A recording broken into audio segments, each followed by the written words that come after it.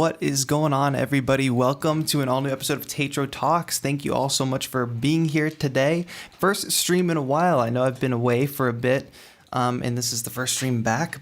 And I'm excited that it's the first stream back, and we are doing TAETRO Talks for Season 2 of 343 TV, which hopefully you saw some new graphics on the stream today. And if you saw new graphics on yesterday's stream with dolltr with Claire, you know we got a new look going on and really great shows lined up for you every single day of the week on 343 TV. Today's a special show, of course, because it's our one interview show of this series. So if you don't know, my name is TAETRO. I'm an electronic musician. I'm a controllerist. And what that fits in perfectly is with our guest today, who, if some of you don't know, is the founder of Artiphon, who makes these really cool instruments.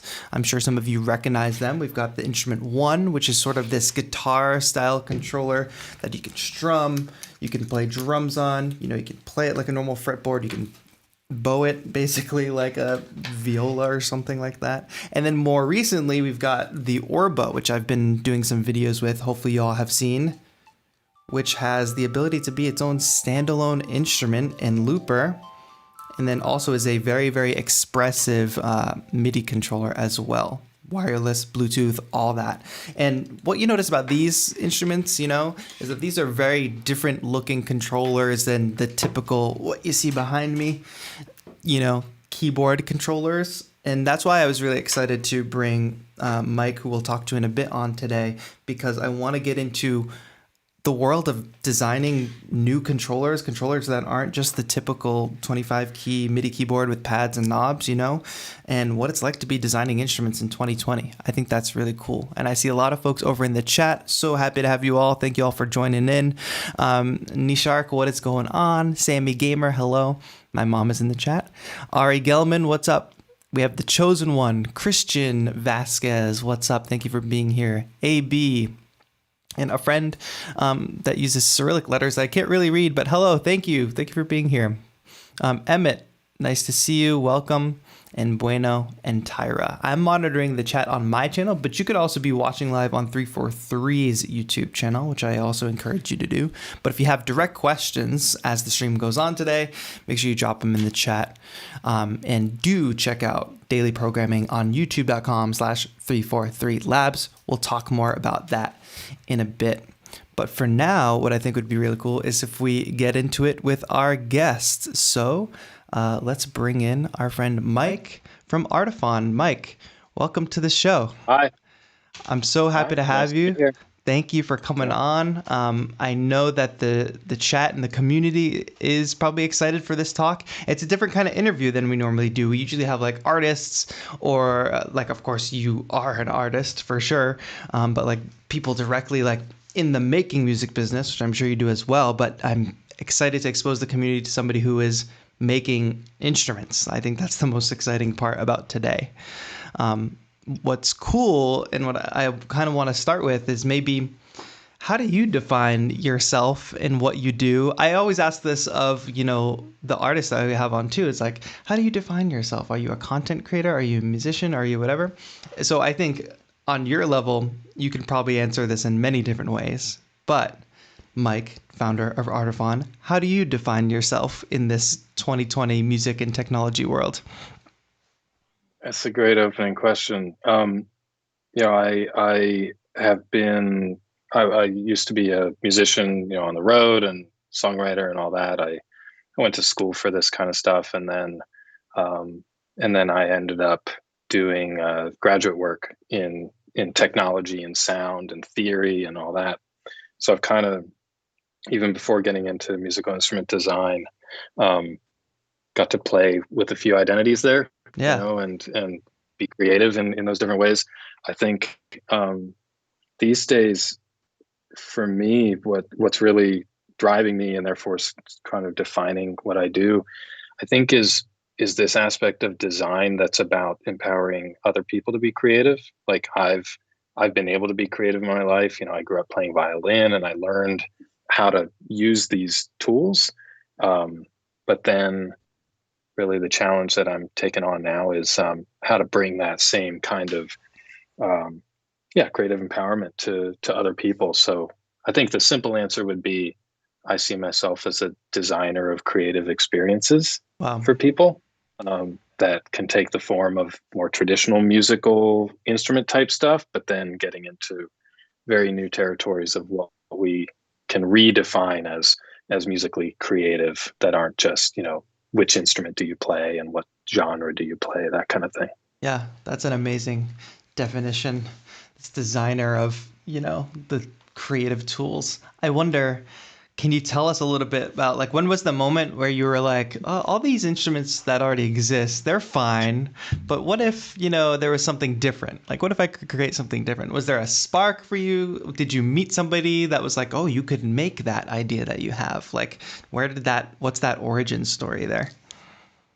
Well, you kind of nailed it. So I was living in Nashville. This was about 10 years ago, and I had just finished my PhD, where I was studying sound and philosophy and technology and all this stuff.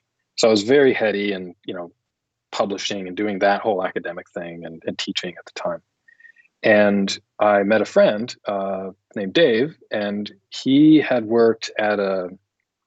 just left a consumer electronics company where they designed all kinds of accessories and lifestyle stuff and all that. And so we just totally, just dove in together, crazy, coffee and drinks and all kinds of conversations.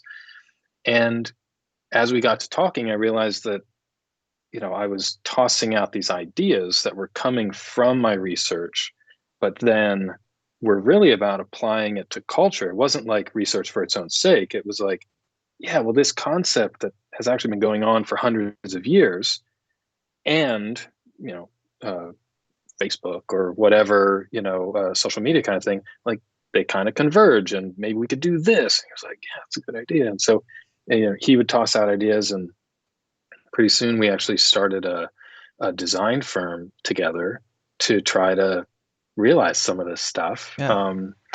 So we designed products for other people. The actual, like, the classic Nashville moment though did actually happen for me. It was about 10 years ago. I was at a dinner party with some friends behind their house, and this was a very rare thing. The house did not contain any musical instruments. In And this is Nashville. Nashville, which was Wow. very weird. Yeah. She was an artist, a visual artist. And so, it wasn't her thing. Anyway, there were a couple of musicians in the backyard. And so we were like, let's, let's sing our songs to each other. Let's just do the kind of campfire thing. And nobody had an instrument. So I was like, oh, well, let's just get out our phones. And everyone laughed. Yeah, And, I mean, this was so fresh at the time thinking totally. about this stuff. So I was like, no, seriously, there's these apps, and I showed them you can, like, choose your chord and strum on the screen or play a little thing. Like So people got GarageBand on into an it. iPhone, like iPhone 3G status. Yeah, Yeah. yeah, exactly. So after the laughs, we actually did start passing around our phones. I think I hooked it up to like an external speaker, and people, most songs are three or four chords, so Sure. we got the hang of it, and it was great. We really enjoyed it. But what I realized is we were sitting there, and we were staring at our screens. Like, all our friends are sitting around, but like when I was, playing and singing, I was doing it. I looked like this, Yeah. just staring at a screen. And I realized that even though we have these whole studios and infinite sounds in our pockets and all that stuff, the ergonomics of digital music, whether it's the phone in your hands or your laptop screen, it's the same. It's the same posture. It's kind of like you're ignoring the world, and Totally. you're in your little zone.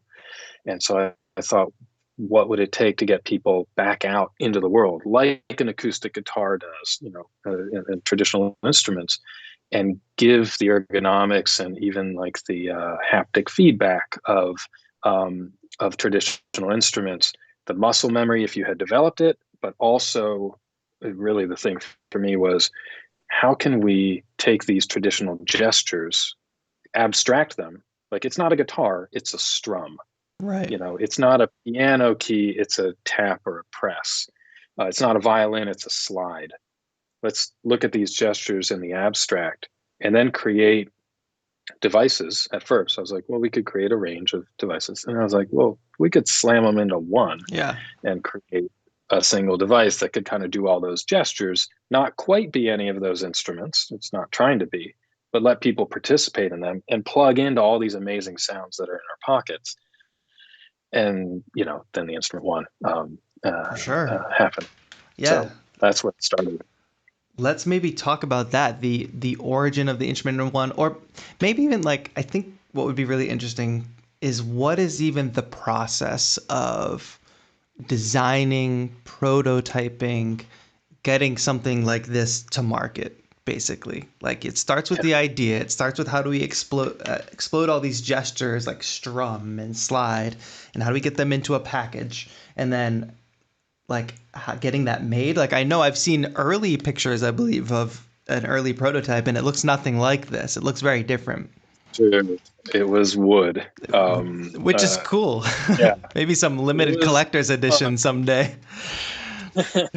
um, we experimented with a lot of different form factors, some of which took on more experimental, spacey kind of things, and others which were super simplified, minimalist kind of things. I think we ended up definitely in the minimalist side of it. Yeah. But a lot of people looking at Artiphon now might think we're some big company who has it all together. I mean, we're still startup, and even this many years later, we're trying to figure this stuff out every day. Yeah.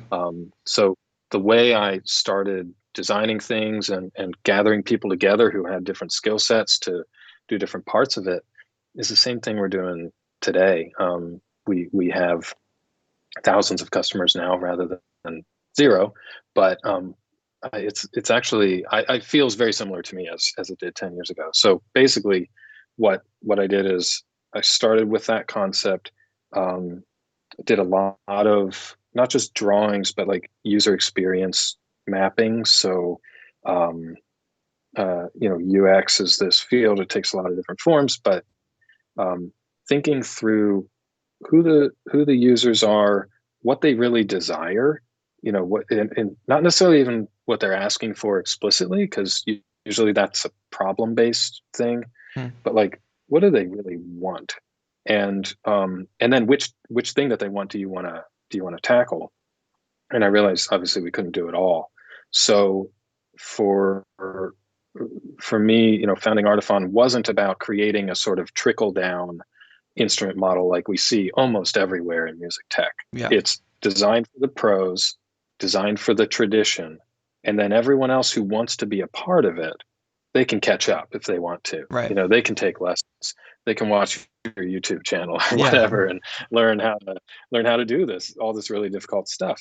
I wanted to flip that as much as possible and say, regardless of your skill set coming in, the desire I want to address and what we're going to design around is immediately accessible sound, and really expressive sound, not just like tap here and something happens and that's all that ever happens, but Right. every time you tap it will be a little different, and you can really find your own way of expressing yourself, not because you can do a lot of technological patching or mapping or whatever, but because we've created these intuitive instruments.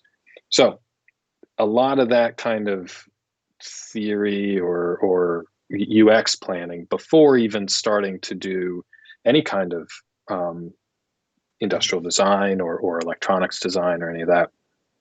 Once I figured out the basics, I looked at a couple of different technologies, and I figured rather than going super boutique, which the wood prototypes notwithstanding, Right. were one way to get started. But I said I really want to make this as ubiquitous as we can get it. Like, how many people could afford these? How can we make them at scale so that people, they're not these things you hang on your wall. Yeah. These museum pieces, they're like everyday objects. So it became, how are things manufactured? And I got some experience with my other products. I designed like speakers and home electronics kind of stuff. How were things manufactured? And so then it was, what kind of processors do we use? What, are we creating a computer here, or is it really a lighter weight thing? What kind of sensors do we need to capture these nuanced gestures in a way that aren't literally strings or keys or pads or any of that, Right. but we could take them all in. So then I started talking with people, and finding some engineers, finding some designers, finding some people in marketing and sort of, more of the consumer space, like being it products people who could translate some of these insights into the product design. So we really come at it from all those angles.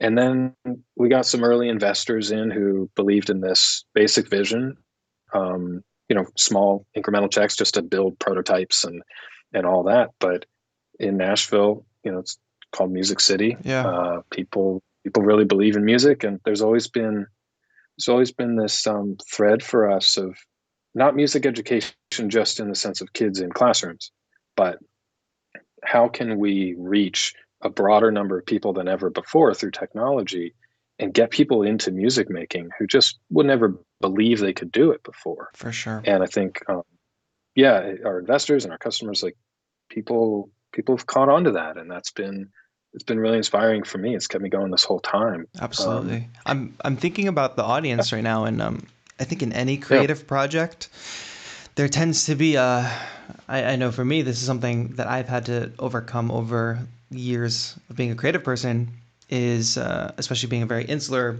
solo creative person.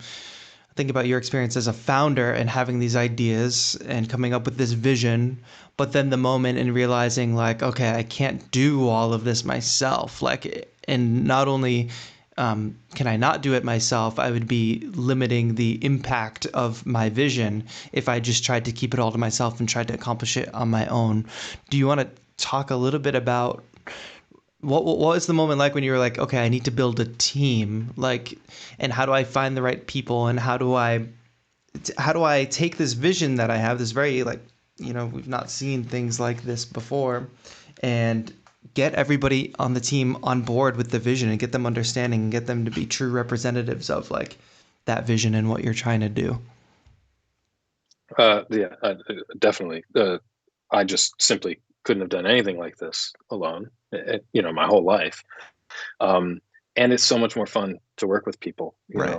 It's the only way to do it. So, I met my co-founder Jacob soon into this process, and he really helped frame the the way this would resonate with the market, and again, this sort of desire loop of what people really want, and then how we can create things. So he was just great, and networking and meeting new people, constantly expanding who knows we're out there. The On the technical side, I'm really curious about how all the details work. I'm not the one literally writing the code for all this stuff, and there's not enough time to do it or learn it or any of that. So finding experts, in the case of Orba, which we'll get to in a minute, I'm sure. We brought in a lot of people who were in aerospace, and Wow. the kind of precision that it takes to launch, SpaceX or Blue Origin rockets. And it's very precise, obviously, but it has to work. And with music, strangely enough, there's a lot of the same principle. Like, you're on stage, you're playing, it just has to work. Yep.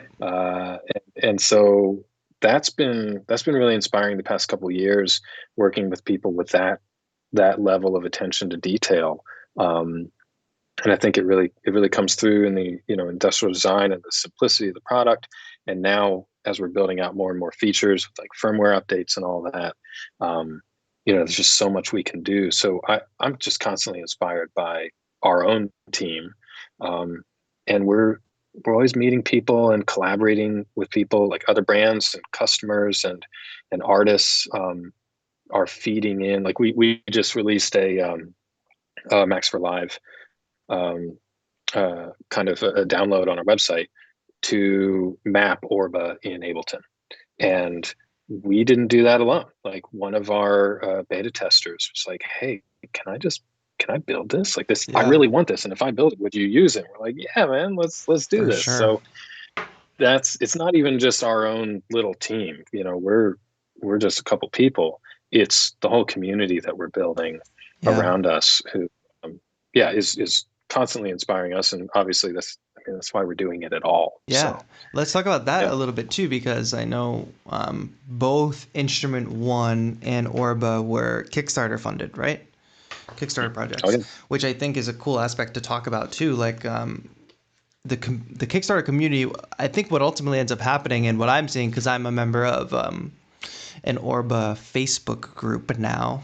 I was encouraged to join, and it's really cool. But I think what ends up Yeah. happening is when you have a Kickstarter product, and they are such cool products, and they actually do Yep. come to life, is that your backers in your community are not just consumers, but they're also like invested in the product and invested in the journey. Do you want to talk a little bit about the choice to go the Kickstarter route and sort of like what your experience has been in that world?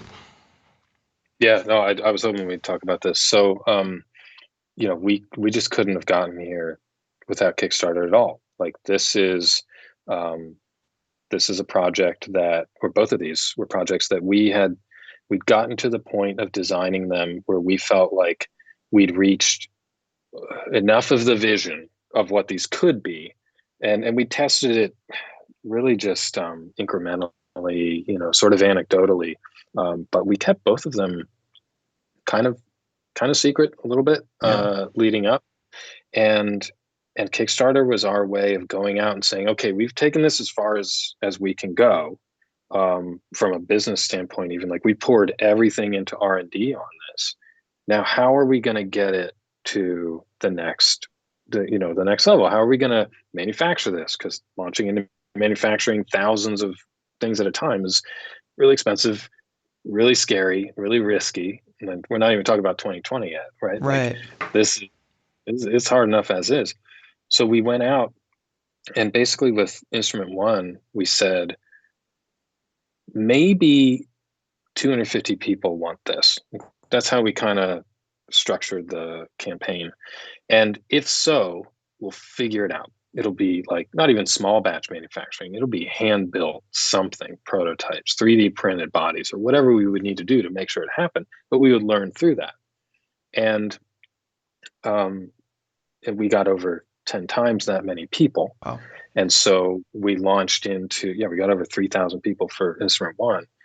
It was the largest Kickstarter for a musical instrument in the world. Was that a huge And surprise to you? Was it, were you kind of shocked and excited at the same time? it was amazing. Yeah. Yeah, yeah. No, we didn't know. We literally like pressed the button at 1 a.m. or whatever it was. And we're like, okay, we'll see. We've given it our best shot. We'll see what happens. And people just responded. And you're right. Like people are coming in, and with Kickstarter, it's not a purchase, right?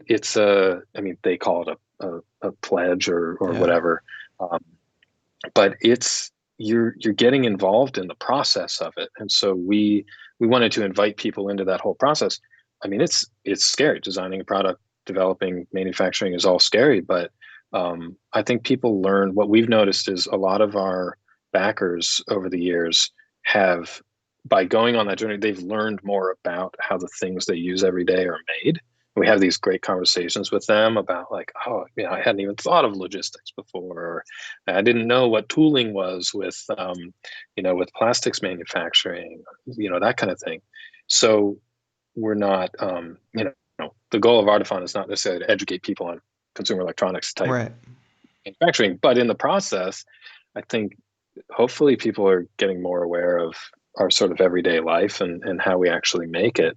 These aren't just black boxes that pop out of a factory. They're For sure. they're a whole process and all that. So the challenge there, the other side of it, and because now with Orba, we basically did the same thing. We kept it pretty quiet. We launched on Kickstarter, and then it just took off. And then we had over 12,000 people sign up on the Kickstarter that time. And again, like world record, we did not we didn't see that coming. We knew the instrument one worked, and then we're like, well, now we're going to redesign the the concept of the multi-instrument to hold in your hands. Do people even want this? Right. This isn't a normal thing. And the I think the challenge overall is, and we've struggled with this throughout both campaigns, is there's these expectations that we had at the start of the campaign, our best guess of how to deliver something, and then there's a reality of the world that some of it is in our control and some of it isn't. Totally. And we're doing our best. We're a small team. We're trying to communicate, but designing the product, shipping it, and all that, and just having now The havoc tens of of thousands of 2020. relationships. That, Yeah, well, that and this year in particular has yeah. been Picked a great year to launch a product, huh? hey, honestly, we did, and as hard as it's been, and as wild as the process of getting here it continues to be. I mean, we're still in the middle of it all. What drove us is that this is the year. It ended up being the year when people want this or need it or desire it the most. Like the number of people this year. There's a Rolling Stone article recently that was really good with some stats on this.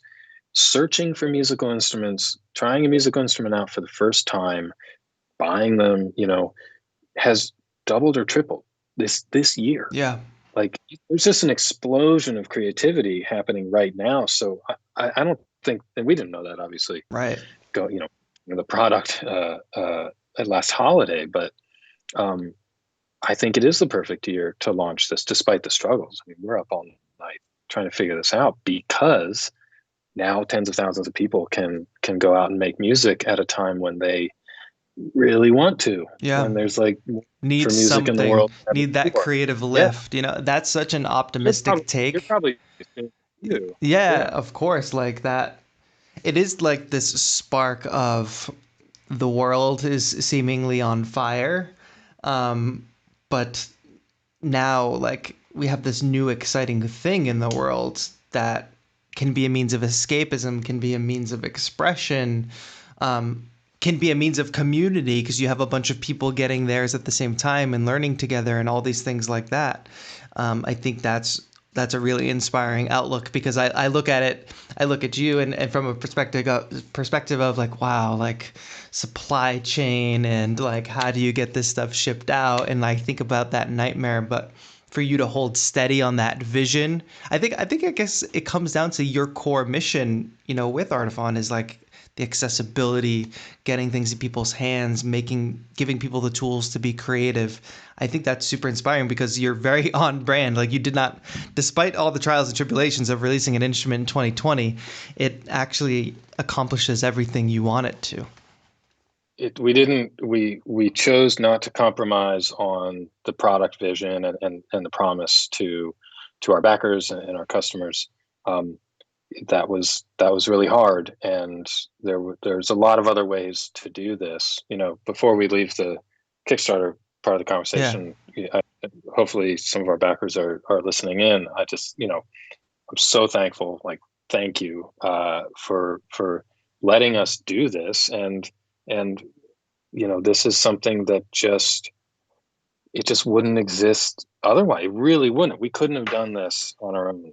We're not a big enough business to just try out new ideas and see if they work. This is how this is built, and now we're getting a flood of our backers posting their videos, letting their kids play with it, like all this amazing musical reactions to it that those just wouldn't exist if Kickstarter backers hadn't gone in. So anyway, I just wanted to very explicitly say thank you to anyone listening, because we're really thankful. Yeah, so. It makes the dream come true for sure. I have a couple questions from the chat, and I see you chat, so thank you all for dropping questions in there, and I want to kind of intersperse them in where it makes sense in the conversation. So I'm not ignoring you, chat, but thank you for dropping those questions, and thank you, Thomas, for bringing me questions from the 343 Labs chat as well. You can keep doing that as well. I think it'd be cool to talk about Orba. Really quick before we start getting into Orba and folks who don't know what it's about, I'll tell people a little bit about the school, if you don't mind, for a moment. Yep. So everybody, today's stream is brought to you by 343 Labs, and 343 TV is an initiative of 343 Labs where we are doing daily live streaming, free educational content every single day, live streams. TAETRO Talks is the Tuesday show. We had a show yesterday, Tips and Tricks with Claire Lim. Her artist name is dolltr. She's an Ableton Certified Trainer. Every Monday, she's sharing tons of Ableton, really like gold nuggets of Ableton information on that show. Tuesday is my show. Wednesday, we've got the hybrid home studio show talking about using hardware and software combined in a home studio. Tomorrow, that'll be taught by Abe Duque. Thursday, we have Theory Thursday. I know a lot of people are interested in learning music theory as it applies to music tech and music technology. That's taught by Ableton Certified Trainer Max Wild.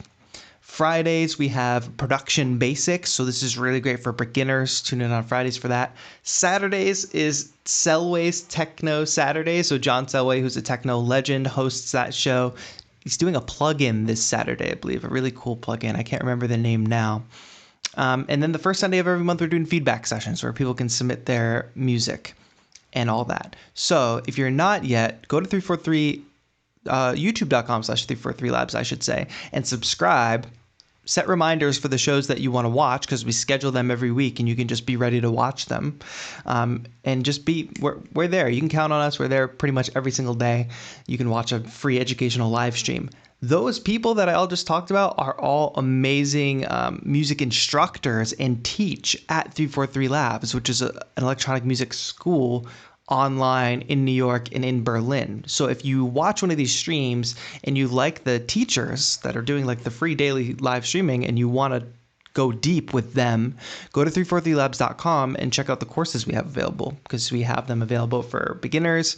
We have like Ableton and Logic, beginner, intermediate, advanced, as well as mixing and mastering, synthesis and sound design, songwriting, music theory, all that good stuff. So if you're trying to take advantage and do a deep dive into some courses, 343labs.com is your place to go. Check that out. At the very least, subscribe to 343 Labs on YouTube so you can get the free daily live streams. But with that said, let's get back into talking about music tech. If you're just tuning in, we've got Mike, founder of Artiphon, who makes the Instrument One and now the Orba, the latest instrument from Artiphon. And we were going to get into talking about the Orba. And for those of you who don't know, for those of you who haven't seen my content with it yet, my performance and my kind of performance breakdown, I figure, Mike, you want to just give us a overview of what you've got going on with Orba here? Yeah, of course. I do want to make sure we're getting to those questions, but oh yeah, for sure. I'll make sure we do. How about this one? Well, this one I believe is referencing Instrument One, but let's apply it to Orba. How long did it take? The question is from Seon in the chat. How long did it take you to make the Artiphon prototype in the original design? Did you plan for the iPhone in mind? So I think that's Instrument One based. Maybe talk about both. Yeah. So from prototype to getting it out. Yeah. Yeah. So Instrument One was a 4-year R&D process. Oh. We started out and it had a dock in it originally for the 3GS, and then the 4, and then I think it was after the 5, we were like, you can't do it. Let's break that. Oh, my Orba is ready. Let's break that down for people. So there was a version of this instrument that you would take your iPhone. Obviously, the iPhones were not this size, and this was not what it looked like, but you would dock the phone right into the instrument. But that was fairly common back then. There were keyboards that did that. Yeah. It kind of makes sense. Yeah, it was like 30-pin cable, all that stuff. Not very future-proof. Was that kind of the reason for pivoting, or was it just sort of a different decision? Yeah, we wanted to go more universal than that. Yeah. 4 years of R&D on that, and a bunch of redesigns. I think we had like 5 different sort of generations of the electronics and the design and all that. And then we launched on Kickstarter after that, and kind of figured it out. Orba has been about a 2-year process.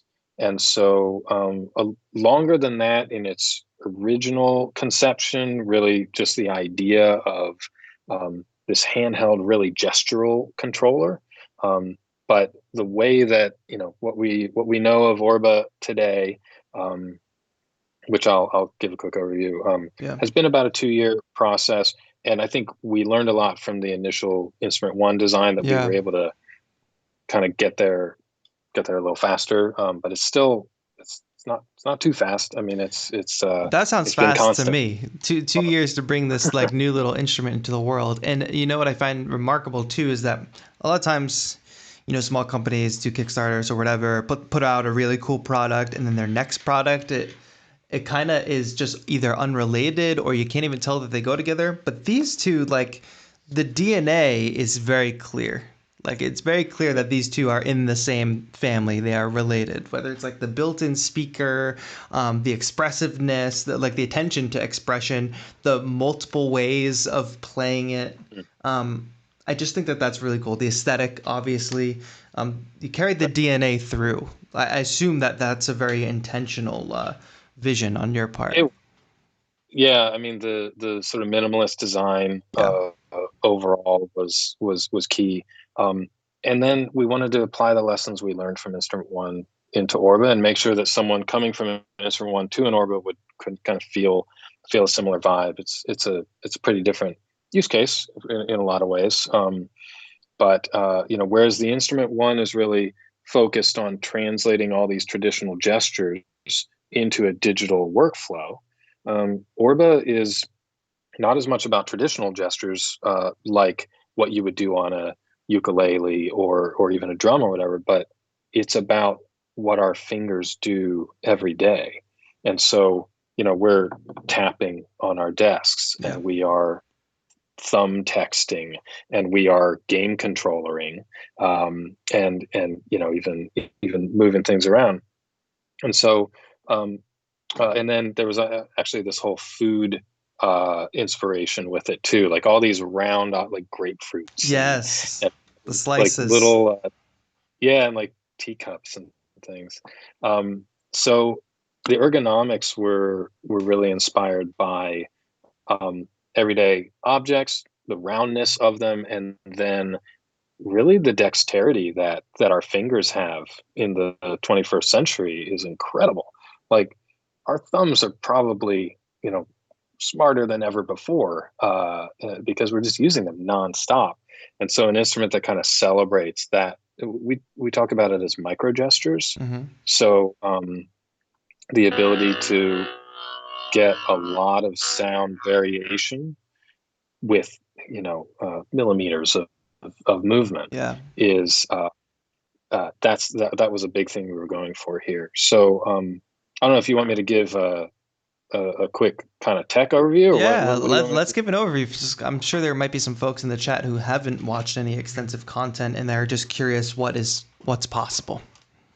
do? Okay, well, I have Orba. We just launched silicone sleeves today, Mm-hmm. so this is like a little sleeve that goes. Well, I'll take it out of Yeah, here, that's great. and so this is the device, capacitive touch interface on the top. So think, your phone or a trackpad, um, feather touch. Like, we actually know that you're there before you get there, That's and great. it's velocity sensitive. It's super fast. Unlike a lot of other capacitive touch things, we really focused on speed and like near zero latency. Um, Can you explain, the because you've explained to me before, how you have velocity sensitivity when it's a hard surface? Can you explain that to the folks? Yeah, so velocity on a traditional keyboard, like a synth Yeah. keyboard, is the time it takes to get from one place to another. So from start to finish, there's a time Yeah, like differential, and that's how you measure velocity. key on, key off. Like how fast? The speed of that Right, motion. right. So you basically have just two measurement points there. What we're doing, so capacitive touch is basically you're interrupting this electrical field, and when you do that, it happens to various degrees. So, like the theremin, Yeah. this is a similar kind of idea. Like the closer you get, the voltage changes. Think about it like that, but on this really micro scale, that the closer you get to this and the more you touch it, is actually interrupting that electricity, to varying degrees. And the more we sample that, the faster we sample it, we can see sort of the curve of when you're coming down and when you're touching it, and then how much area you touch it, and so on. And basically, what we're doing internally in real time is measuring all that and then parsing it and figuring out what kind of gesture you did. Did you do a very quick, I don't know if you can hear that, but Yeah. quick release, or did you hold? Yeah. And that's the And so same pad. We should know for right. people that's the same pad. Yeah. So that's reacting to the way you're touching it. Just like in this case, like a traditional drum, if you hit and hold, it's gonna squelch it, or if you let it go. And so we're thinking about gestures. Like, people don't need to know that. That's not something we necessarily need to teach people, because if you're banging on pots and pans in your kitchen, you're going to get the same effect. Yeah. So it's almost like modeling, almost like physical modeling of gestures, not just sounds. So anyway, a lot of fun new technology with the Surface interface. These 8 pads are basically, we chose 8 for a single full octave, but from a drum machine standpoint, that's not that crazy to have that limitation. Sure. And if you want more keys, buy a keyboard or something, or an Yeah. instrument one. Like, there's plenty of things that give you all the notes. This was about the creative limitation of only having a few. But what we matched all that with was, actually, that's a good. Yeah. Let's talk about that too. A whole nother sensor over there. Yeah. So motion control, and it basically, we have an accelerometer and gyroscope built in to Orba, so we can detect different types of movements and figure out what we want to do with them. So this is bump, and it actually triggers a MIDI note, and we can sense the velocity of that. And if you're using this as a MIDI controller, you can have bump trigger external anything you want. Right. In the case of, say, bass, tilting is mapped right now in this preset to a filter. And so, that's one thing. But we also have move and shake and these other gestural controls, in addition to what we're doing on the surface with this sort of area. You get all the motion controls underneath. So it's multidimensional in that aspect. We're sending, I think it's 7 different CCs, like, Yeah. all the time, potentially, for you to map in synths, or they're automatically mapped in the presets that we make. Yeah. Ken Grews just asks if it has aftertouch. It seems like all those gestures amount to the same effect as aftertouch, essentially, on some level.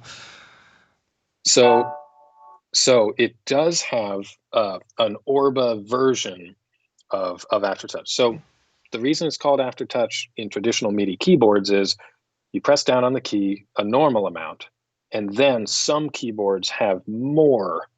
After your touch, you can go more. Mm-hmm. It's sort of how to think about it. So what we have is pressure on here. Now, the instrument one has a actually pressure sensitive surface Right. even on a very small point of pressure. Orba works a little differently. It's about area. So if you only press a little bit, like a little bit of area, it will send a low channel pressure / aftertouch MIDI control.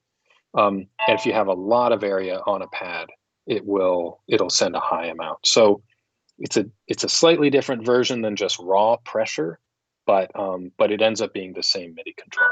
Yeah. Cool. And I think that also answered Seon's question about surface area and speed and all that. That's cool. I'm glad we're getting nerdy with this stuff. We can go deep if you want. Yeah, for sure. Well, I guess it's worth explaining because you've been bouncing between instruments, but just the basic fact of like you've got drum, bass, chord, and lead presets. Okay, so now we're into kind of song design. Yeah. So the sensors we talked about, I should mention, it has a built-in synth. It's pretty crazy what it can do on, I mean, this is a $99 product, but it has basically 15 voices that it can do all at once. Right. And so I'll go through and make sure I got my number right there. So drums uh, is the first instrument, and so for each pad we have a different sound. Pad 8's a little special because it's a shaker. Whoa, I didn't even know And then, that. Hold up. okay, I didn't even know that. so hold in pad 8. This will work with And any you'll of the hear, kits because I think I have a different kit. yeah, Oh, it does work. I didn't even I know think you got a that. little bump. Yeah, I got the bump in there. That's Bumpy amazing. skate. All right, well, I learned something new. That's great. Yeah. So, you know, kids love it and annoy their parents with it too. It's really fun to Totally. watch. So that's drum and pretty straightforward. I already mentioned about you know, a lot of these sounds you can do as an open tap or more as a press hold kind of thing. Bass is monophonic, and so you can do just classic simple bass lines and then modify them and modulate however you want. Chords is a preset chord that goes in the scale. So I have this in the key of E minor right now, and you can basically just think, do you know the Nashville number system? Do you ever use this? I do not. Okay, so it's not just from Nashville, but we like to say that.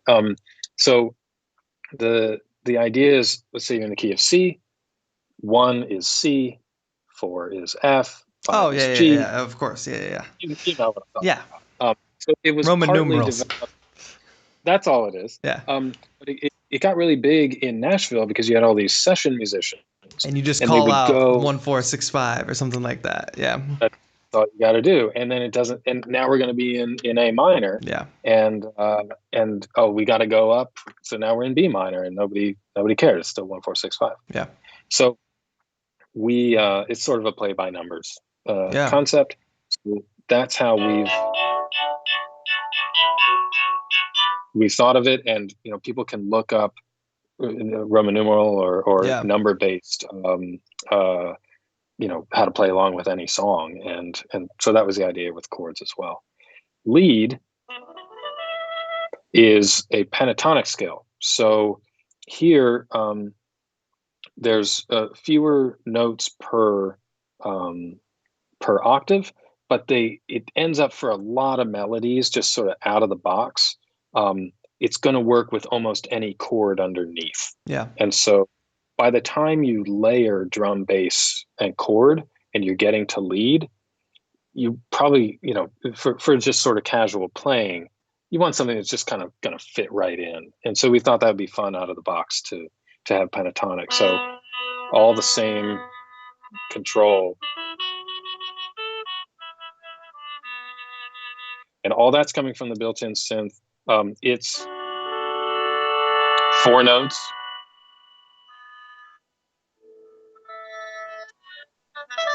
And then you can change your octave to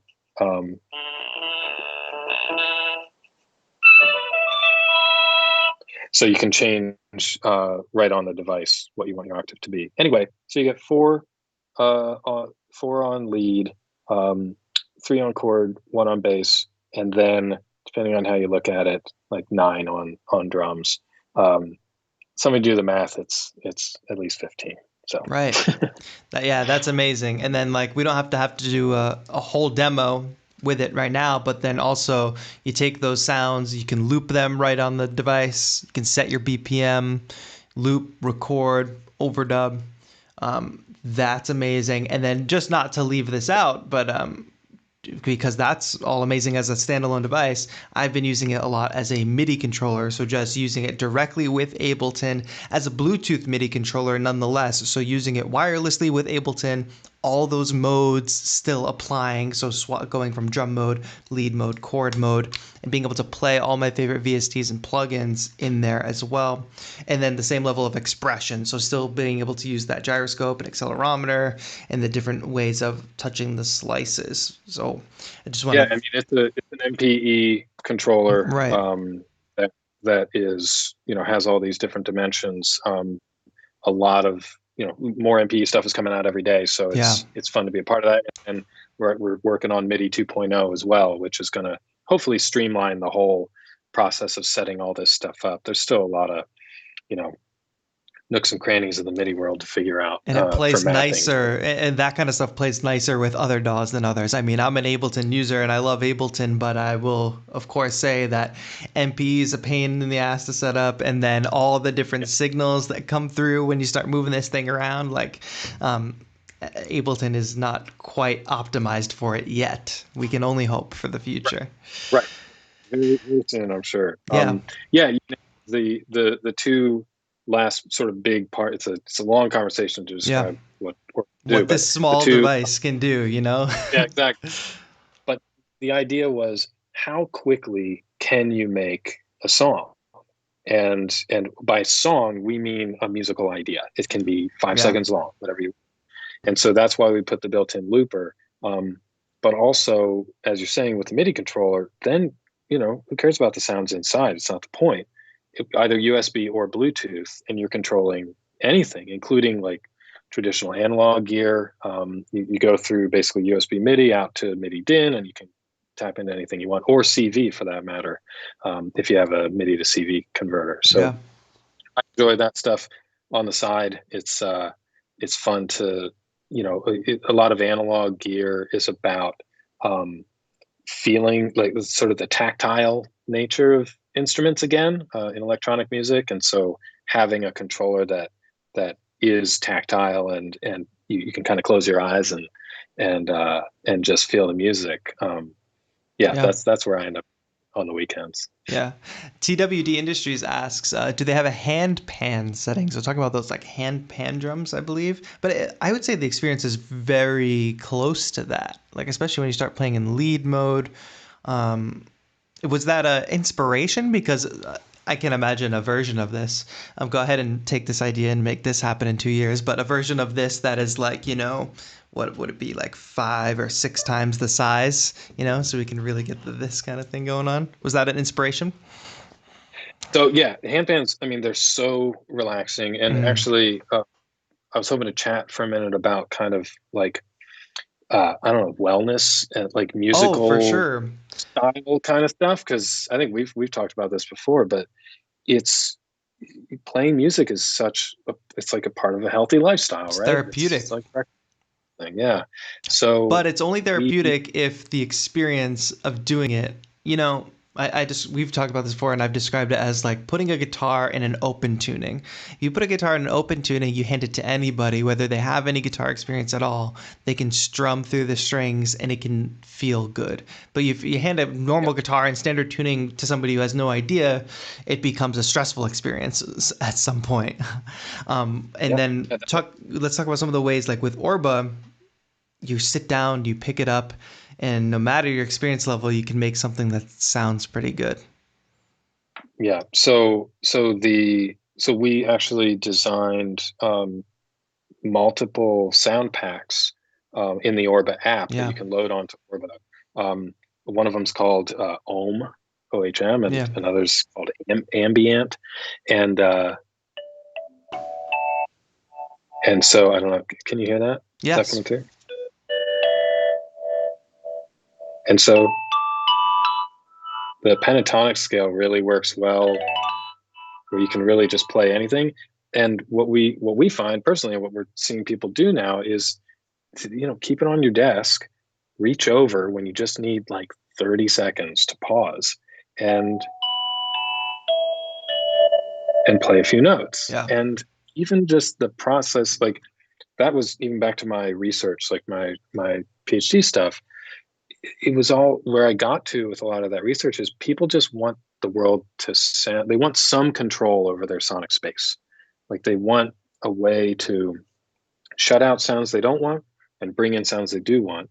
And that's why we like close our windows when it's loud outside and put on headphones and, control our sonic world. Orba's a way to do that, that I hope as a musical instrument is actually more like the other objects in our lives that we, that are just sort of there. Like we hold our phones all day and we Yeah. kind of feels, I don't know, we're getting to the point, probably in an unhealthy extent, that it just feels right to have your phone in your hand. Like it's a sort of natural thing to feel. And that situation that you just described, where it's like if it's on your desk, it becomes two options. It's the option of grab the phone and scroll through Twitter or Instagram or whatever, or grab Orba and just kind of be in the moment, making like changing your space with the sound. Like when those two Yeah. options are presented, at least you have the option. Oh, you could say it's an alternative to social media. For sure. It's like, yeah, I think that's a really good comparison. So I want to design, back to your first question, actually, I want to design creative experiences that that are a part of people's everyday lives, that aren't these separate things that you have to carve out time for and that you don't feel good enough at ever. I want people to feel great from their first notes, and that the instrument is just part, just toss it on your couch, like toss it in a bag. Don't worry so much about whether you're going to scratch your Les Paul or whatever, Right. and just get out there and make music wherever you are. And music can be ubiquitous in that sense. It doesn't have to be sacred, and only reserved for musicians. So yeah, Orba is our latest attempt to get out there and inspire people to just make sound whenever they feel like it, within a couple seconds, and yeah, just kind of feel good. Yeah, that's amazing. Very Nashville philosophy coming out there. A couple. I know you like the nerdy questions, so we had a Yeah. couple around. Let me make sure I can find them. So Michael Grauman asks, "It seems the Orbis implementation is built to be opened up. Will there be a dev kit offered for the more technical music nerds later?" So we are still, yes, the answer is yes. We are still trying to catch up with our own sort of vision of what this can be with the feature set. So we're going to keep adding features in the next couple months here.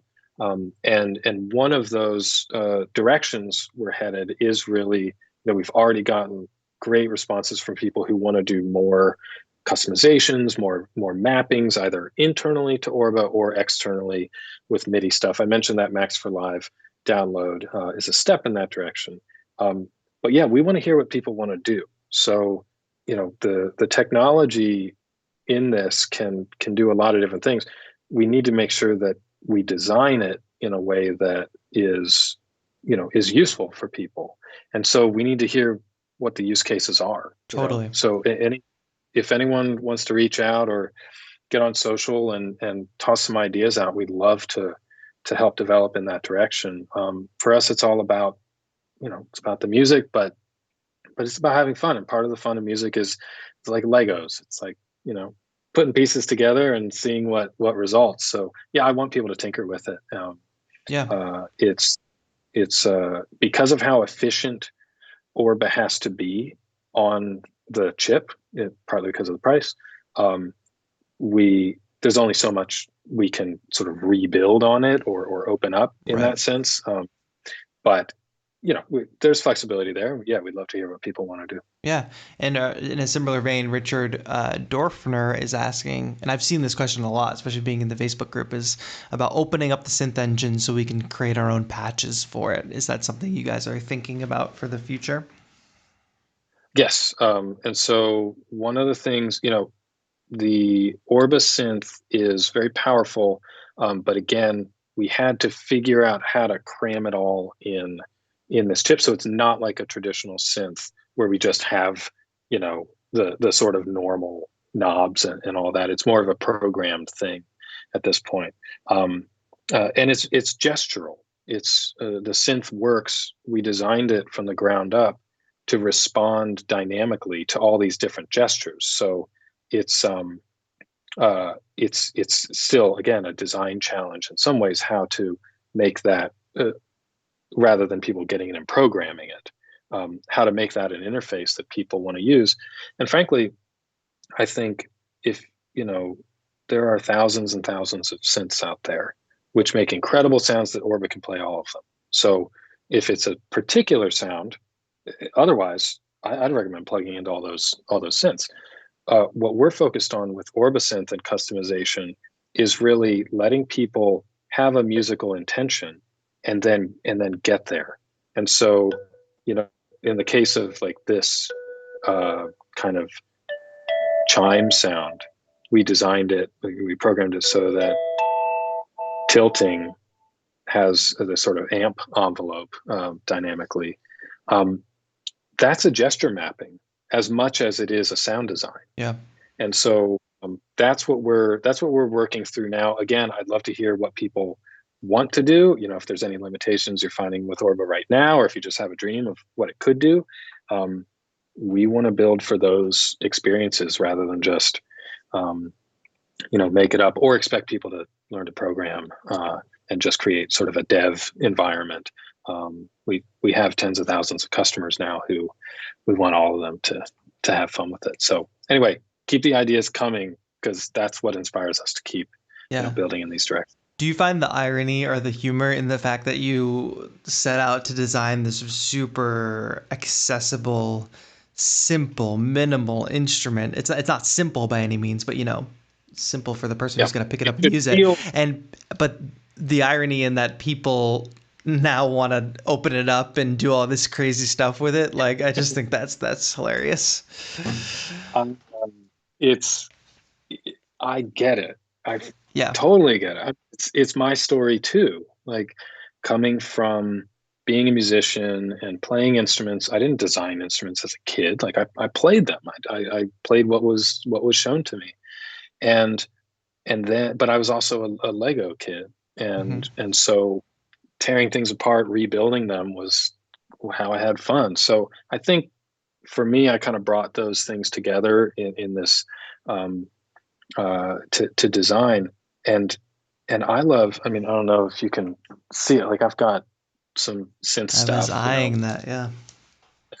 Some modular playtime sometimes, and I love it. It's really inspiring. So no, I don't think it's certainly not a problem. It's not even totally ironic. I think, again, for Artiphon, the point is, even as we're giving people more things to customize or tweak or deep dive on all that stuff, we still want to design it in a way that gets people back to music. I do have my only critique of a lot of, especially digital synths. I think analog's a little different, because I don't do analog synth to find a particular sound. I do it to kind of explore what happens when you interconnect all these things. But with a lot of digital synths, you have thousands of presets in in an app, in a VST or whatever that you download, and you just, like, when you actually watch people, I don't know, maybe it's just me, but if I get on, if I open up Logic or something and I just start clicking through the sounds, and you try them for like half a second, you're like, nope, right. not that. And it gets you in this mind. It's almost like scrolling social media. True. It's just never ending, and you're not ever satisfied. And you get, you're 2 hours in, and you didn't make any music. You just like sampled sounds. Yeah. And so if you want to do that, great. Like, that's fun too. We want to design products where you're making, you're creating, you're performing and expressing. And so we always want to make sure people are getting back to that. So anything that we design kind of has to go through that filter in a way, rather than just more, because there's so much out there. Yeah. Right. Like, if you want a sound, you can probably find it these days. Absolutely. I know we're going a little over time. I have two more questions, one from me and one Yeah, no, from the community, which is really good. I don't envy your position at all in launching a product on Kickstarter and in 2020, and you have such a optimistic and positive outlook on it in general, which is really inspiring. I wonder, and everybody I'm seeing who's getting their hands on Orba, I've yet to see a bad review. I know I'm having a great time with it. I think the people who are getting it and getting it in their hands are having an amazing time and are very happy with what they have. Do you want to just speak to some of the inevitable roadblocks or hiccups or bumps in the road that happen when getting products out to people via Kickstarter? Maybe speak to some of those folks who maybe are still waiting, who are still wondering like what's going on, who are maybe getting a little anxious about receiving their Orba. Yeah, absolutely. Yeah, I know we touched on this a little earlier, but I'm happy to give some more color to it. So we, not only on the supply chain and then manufacturing side, but we had a lot of challenges on logistics recently. This kind of crazy thing happened with Hong Kong, China and Hong Kong, where China started blocking certain types of electronics shipping through Hong Kong. And our logistics partner got, we kind of got caught up in the middle of all that. So after many months of delay for getting the product into manufacturing at all, and then actually getting the parts and manufacturing it, then we had them, and then we got kind of stuck in this logistics nightmare. So we've been trying to figure out for the past weeks and really the past couple months how to solve for that. We have to, we're about halfway through the whole process of getting everything out. I think at this point, we know pretty much how everything's going to happen, but they haven't all landed, obviously. Right. And it's so frustrating. I mean, I totally understand people's frustrations around this, and we are so frustrated and like trying every day to solve this stuff. So, I'm really sorry for the delays here. We're doing our best, and we're trying to communicate with people. I know we have a great small customer support team trying to answer everyone's questions, but a lot of this stuff we don't actually know. I mean, when you're working with external partners, manufacturers, shipping companies, all that, like there's a lot of it that's opaque and that we simply don't have the answers. So we're trying to be as transparent as we can. And yeah, the whole point is just getting it in people's hands. But it's been the most challenging thing this year is not only making it happen, but basically communicating with everyone and trying to get all the details that everyone wants all the time.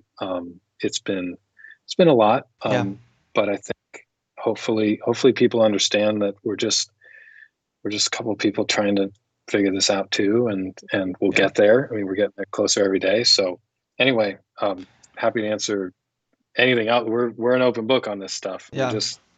I think it's just interesting because on the internet, I think people assume that every company that they interface with is some big faceless company of thousands of employees and customer service people who don't care, and it's hard to adjust that expectation.